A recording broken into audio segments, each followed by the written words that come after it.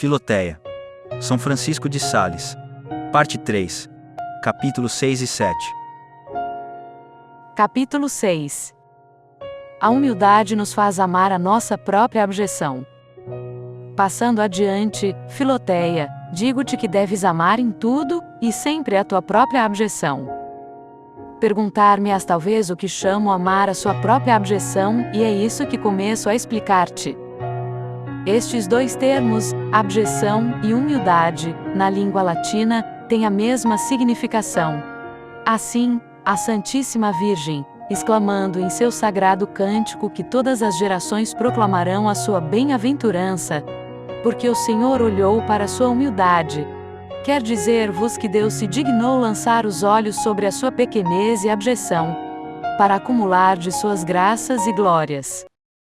Existe, contudo, uma notável diferença entre a virtude da humildade e a abjeção. Pois a abjeção não é nada mais que a baixeza, mesquinhez e fraqueza que temos em nós mesmos e independentemente de nossas reflexões. Mas a humildade é o verdadeiro conhecimento que temos de nossa abjeção, o qual nos induz a reconhecê-la em nós de boa vontade. A perfeição da humildade, porém, consiste não só em reconhecermos a nossa abjeção, mas também em amá-la e comprazer-nos nela, não por uma pouca pobreza de ânimo e pusilanimidade, mas em vista da glória que devemos dedicar ao nosso próximo, preferindo-o a nós mesmos.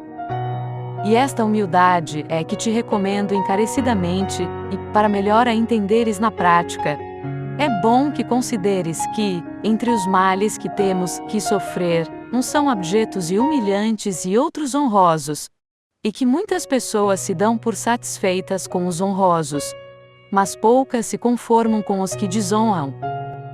Imagina um eremita bom e devoto, mas todo esfarrapado e tremendo de frio. Todos reverenciam seu hábito e lamentam-lhe os sofrimentos. Mas, se um pobre trabalhador, ou oficial, ou uma pobre moça aparecem neste estado, desprezam-nos e caçoam deles, considerando a pobreza em suas pessoas uma coisa desprezível. Um religioso recebe em silêncio uma correção áspera de seu superior, ou então uma criança, de seu pai. Chamam a isso mortificação, obediência, sabedoria. Mas, se um cavalheiro, ou uma senhora sofresse outro tanto por amor de Deus, julgariam isso falta de nobreza de caráter e pusilanimidade.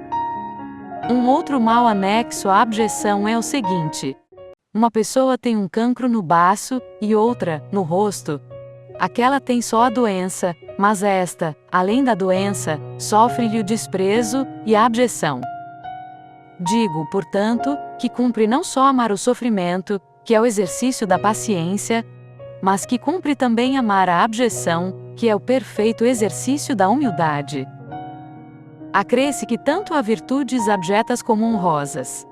A paciência, a brandura, a simplicidade e a humildade são virtudes que o mundo encara como vis e abjetas, ao contrário, muito estimadas, são aí a prudência, a generosidade e a liberalidade. Na prática de uma mesma virtude acham-se ações que são em parte desprezíveis e em parte honrosas. Dar esmolas e perdoar a seus inimigos são dois atos de caridade. Não há ninguém que não louve o primeiro, ao passo que o segundo é muito frequentemente desprezado. Se um moço ou uma moça da sociedade fugir à companhia de pessoas apaixonadas pelo jogo, pelo luxo dos vestidos, pelas conversas más ou desonestas e pela intemperança, expor-se à crítica, ao desprezo, às risadas, e sua modéstia será tida por hipocrisia e mesquinhez de ânimo, amar a estas coisas é amar a sua abjeção. Eis aqui mais um exemplo: vamos visitar os doentes. Se a mim me toca, o mais miserável, seria isso uma abjeção para mim, a julgar conforme o espírito do mundo, por isso mesmo eu amarei. Se me cabe uma pessoa altamente colocada, ser-me é isso uma abjeção segundo o Espírito de Deus, porque aí não há tanta virtude nem merecimento, hei de amar também esta abjeção. Cai-se no meio da rua ou acontece uma coisa semelhante, é necessário que amemos todas estas abjeções. Há mesmo faltas cujo único mal é a abjeção. A humildade não exige que as cometamos de propósito, mas que não nos inquietemos depois de cometidas. Tais faltas são certas incivilidades, inadvertências e outras semelhantes. Certamente quer a prudência, ou a civilidade, que as evitemos, quanto está em nossas forças, mas, quando nos escaparam, quer a humildade que as aceitemos em toda a sua abjeção. Ainda digo mais, se me deixei levar, pela cólera ou por sensibilidade, a proferir palavras picantes ou indecentes, imediatamente me hei de repreender e procurar ter delas um vivo arrependimento, e repará-las quanto possível, mas ao mesmo tempo hei de aceitar resignadamente a abjeção que daí me poderá provir, e, se eu pudesse separar uma coisa da outra, rejeitaria o pecado com indignação, e conservaria a abjeção com humilde paciência no coração. Mas, ainda que amemos a abjeção que segue ao mal, nem por isso se há de deixar de remediar o mal que a causou. Por todos os meios naturais e legítimos a nosso alcance, máxime se o mal tiver consequências. Se tenho no rosto alguma moléstia vergonhosa e humilhante, hei de procurar-lhe a cura, mas sem esquecer a abjeção que daí me proveio. Se cometi uma falta que não ofende a ninguém, não me hei de excusar, porque, embora seja um defeito, não tem outras consequências afora o desprezo, a que deu ensejo. Logo, se eu me excusasse, seria só para afastar de mim a abjeção, o que a humildade de modo algum pode permitir.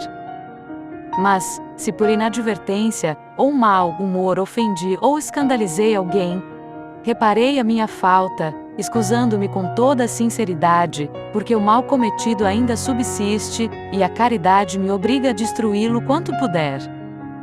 Demais, acontece algumas vezes que nossa reputação toca também ao próximo. Neste caso, a caridade exige que nos esforcemos, quanto possível for, por afastar a abjeção. Mas, destruindo aos olhos do mundo, devemos conservá-la cuidadosamente no coração, para que se edifique nela. Se queres saber agora, Filoteia, quais são as abjeções melhores, dir-te-ei que as mais salutares à alma e agradáveis a Deus são as que nos vêm espontaneamente, ou pela condição de nossa vida. Porque não são de nossa escolha, mas da de Deus, que sabe melhor do que nós o que nos é mais necessário. Se houvéssemos de escolher algumas, as maiores seriam as melhores. E as maiores são aquelas que mais contrariam a nossa inclinação, contanto que sejam conformes à nossa vocação. Pois, para dizer uma vez por todas, a nossa escolha, isto é, a própria vontade, muito altera as nossas virtudes e lhes diminui o merecimento. Ah! Quem nos dera a graça de poder exclamar com o profeta: escolhi estar abatido na casa de meu Deus, antes que morar nas tendas dos pecadores. Ninguém o pode, Filoteia, com exceção daquele que, para nos dar a sua glória, se tornou na vida e na morte, o opróbrio dos homens e a abjeção dos povos. Muitas coisas te disse que, as considerando, hão de te parecer duras, mas crê-me que, praticando-as, achá-las as mais doces que o mel. Capítulo 7. Modo de conservar a reputação juntamente com o espírito de humildade. O louvor, a honra e a glória não são o preço de uma virtude ordinária, mas de uma virtude rara e excelente. Louvando uma pessoa, queremos que outros a estimem, e honrando a nós mesmos, manifestamos a estima que lhe devotamos. E a glória é um certo resplendor da reputação que provém dos louvores que se lhe dão, e das honras que se lhe tributam, semelhante ao brilho e esmalte de diversas pedras preciosas, que, todas juntas, formam uma única coroa. Ora, a humildade, impedindo-nos todo o amor e estima de nossa própria excelência, também não pode consentir que busquemos louvores, honras e glórias, que só são devidas ao merecimento da excelência e da distinção. Entretanto, aconselho o sábio que cuidemos de nosso bom nome, porque a reputação não se funda na excelência de uma virtude ou perfeição, mas nos bons costumes e na integridade da vida. E, como a humildade não proíbe crer que temos este merecimento comum e ordinário, também não nos proíbe que amemos e cuidemos da reputação. É verdade que a humildade desprezaria a fama, se não fosse necessária a caridade. Mas, sendo a reputação um dos principais fundamentos da sociedade humana, e sendo nós sem ela não só inúteis, mas até perniciosos ao bem público, pela razão do escândalo que damos. A caridade nos obriga a desejá-la e conservá-la, e a humildade conforma-se com esses desejos e cuidados. Não se pode dizer que o bom nome é para o homem o que o verde de uma bela folhagem é para uma árvore. Com efeito, não são muito apreciadas as folhas de uma árvore, mas servem para embelezá-la e conservar-lhe os frutos ainda verdes e novos. Assim, a reputação não é um bem desejável em si, mas serve de ornamento à nossa vida, e muito nos ajuda a conservar as virtudes, máxime as que ainda são tenras e frágeis, pois a obrigação de manter a reputação e ser em verdade aquilo que nos julgam, tem grande influência e faz uma suave reação numa alma generosa. Conservemos as virtudes, Filoteia, porque são agradáveis a Deus, o grande e supremo fim de todas as nossas ações. Mas, como quem quer guardar por muito tempo alguns frutos intactos, não se contenta de os pôr em conserva, mas os deita em vasos próprios para este fim. Assim, ainda que o amor de Deus seja o principal conservador de nossas virtudes, utilmente poderemos empregar em conservá-las o amor à nossa reputação. Contudo, não se há de fazer isso com um demasiado ardor e exatidão. Quem é, pois, tão sensível e delicado acerca de seu bom nome? Assemelha-se a certos homens que logo tomam remédio, por qualquer incomodo insignificante, estragando assim a saúde em vez de conservá-la, e mesmo a delicadeza exagerada em conservar a fama a põe inteiramente a perder, porque essa sensibilidade extrema nos torna insuportáveis, aborrecidos e bizarros, e provoca contra nós as línguas maldizentes. A dissimulação e o desprezo da detração ou calúnia é de ordinário um remédio mais salutar que o ressentimento, a contenda ou a vingança. O desprezo dissipa tudo, ao passo que a cólera dá um ar de verossimilhança ao que se diz. Conta-se que os crocodilos só mordem a quem tem medo deles, assim também, digo, a detração ou maledicência só prejudica a quem faz caso dela. Um temor excessivo de perder a fama dá ensejo a outros de pensar que aquela pessoa não se fia muito de seus merecimentos ou da virtude que lhe serve de base. Numa cidade que só tem pontes de madeira sobre os grandes rios, crê-se que qualquer inundação as deite abaixo, mas onde as pontes são de pedra só há perigo de ruína numa inundação extraordinária. As almas verdadeiramente cristãs desprezam essa torrente de palavras de que a detração enche o mundo. Os fracos é que se inquietam de tudo o que dizem sobre eles. Sem dúvida, Filoteia, todo aquele que quer ver a sua boa fama espalhada por toda parte, a perde completamente. E quem quer receber honras de homens desonrados pelo vício, bem merece perdê-las totalmente. A reputação não é como uma placa que dá a conhecer onde mora a virtude. A virtude lhe deve ser preferida sempre e em toda parte. Portanto, se disserem que és uma hipócrita, porque vives cristamente, ou uma covarde, porque perdoaste a injúria que o próximo te fez, despreza semelhantes juízos, pois, além de virem de gente nécia, e por muitas razões desprezível, seria necessário abandonar a virtude para conservar a reputação. Os frutos das árvores valem mais do que as folhas. Nós devemos preferir os bens interiores aos bens exteriores. Sim, pode-se ser cioso de sua honra, mas nunca idólatra, e como nada se deve fazer que ofenda os olhos da gente de bem, tampouco se deve agradar aos olhos dos maus. O salmista diz que a língua maldizente é semelhante a uma navalha afiada. E nós podemos comparar a boa fama a uma cabeleira, que, sendo cortada ou raspada completamente, cresce ainda mais densa e bela. Mas, se os cabelos forem arrancados até a raiz, já não crescem quase nunca. Assim também uma vida desregrada e escandalosa nos destrói a reputação. E será dificílimo restabelecê-la, porque está destruído o seu fundamento ou a probidade dos costumes, que, enquanto existe, sempre nos pode restituir a honra que a detração nos tiver roubado.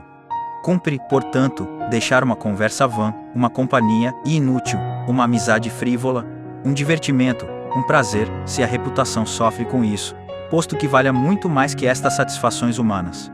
Mas, se por causa de exercícios de piedade, do progresso na vida espiritual, de aplicação para merecer os bens eternos, o mundo murmurar, rosnar e prorromper em detrações e calúnias, deixemos, como se diz, os cães latirem contra a lua. A navalha servirá à nossa honra, como a faca de podar a vinha, que a corta e faz abundar em uvas. Tenhamos sempre os olhos fixos em Jesus crucificado, caminhemos por suas sendas com confiança e simplicidade, mas também com prudência e discrição. Ele será o protetor de nossa reputação. E, se ele permitir que se manche ou perca inteiramente, será para nos enaltecer mesmo aos olhos dos homens, ou para nos fazer progredir na humildade, Da qual te digo, em linguagem familiar, que uma onça vale mais que 1000 libras de fama. Se nos repreendem injustamente, oponhamos a verdade à calúnia, com muita paz e sossego. E se a calúnia ainda continua, permaneçamos, nós em nossa humildade, depositando nossa honra e nossa alma nas mãos de Deus, com o que a conservaremos com muito maior segurança. Imitemos o Divino Mestre na boa e má fama, como dizia São Paulo, para que possamos dizer como Davi: por tua causa, meu Deus, tenho sofrido afronta, foi coberto de confusão o meu rosto. 2 exceções, no entanto, é necessário fazer. A primeira concerne a certos crimes tão graves e infames de que ninguém deve sofrer a censura, se pode justificar. A segunda é referente a certas pessoas, cuja reputação é necessária ao bem público. Nestes 2 casos, segundo a sentença dos teólogos, é necessário defender-se tranquilamente a reputação dos agravos recebidos.